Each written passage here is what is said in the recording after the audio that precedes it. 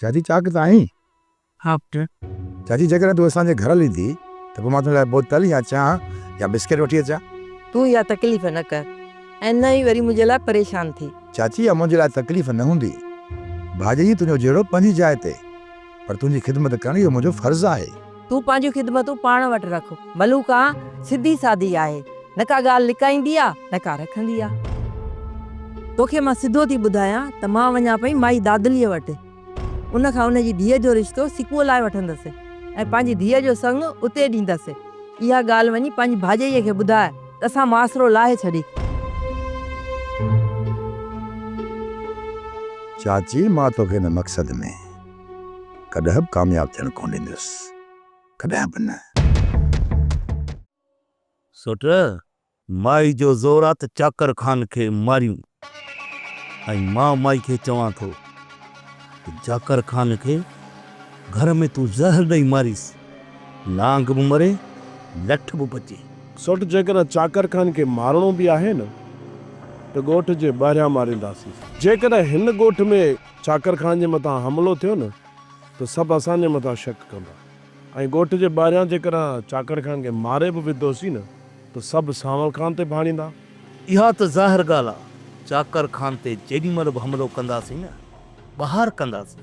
सोट जॾहिं बि असां चाकर खान जे मथां हमिलो कयोसीं न त चाकर खान जा ॿ वफ़ादार हर वक़्तु उन सां गॾु हूंदा आहिनि, मुनीर ऐं उनजो सौट। उनजे मथां जान बि निछावर करे सघनि था, पर यादि रखिजे सोट, इहे ॿई चाकर खान खे मुसीबत में छॾे भॼण वारा न अथई। मां बि इहो ई सोचियो आहे, चाकर खान खे हमले में मारणु असांजे वस जी ॻाल्हि न आहे।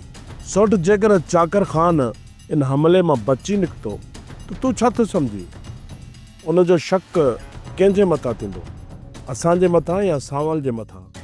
हाणे इहो सोचे छॾ त चाकर खान सांवल खे पंहिंजो हमदर्द ऐं पंहिंजो दोस्त सम्झी रहियो आहे। हुन जो शक सिधो सिधो असां ॾे आहे।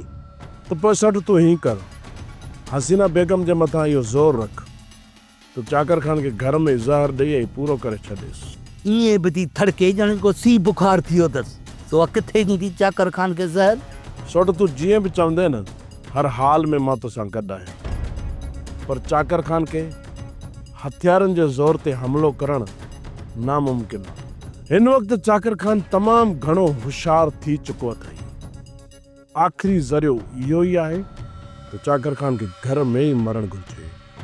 जीअं ई वझ मिलियो न, वञी बंगोले ते हसीना बेगम खे सम्झाईंदुसि, ॾिसां त पोइ हसीना बेगम जो आख़िरी फ़ैसिलो छा थो थिए। सोप सीरियल पंजाबेरी तमाम एपिसोड्स ॾिसण लाइ विज़िट करियो असांजो official YouTube channel Sindh TV HD drama. Subscribe कयो असांजो official YouTube channel Sindh TV HD drama ऐं वधीक अपडेट लाइ बेल आइकन खे क्लिक करियो।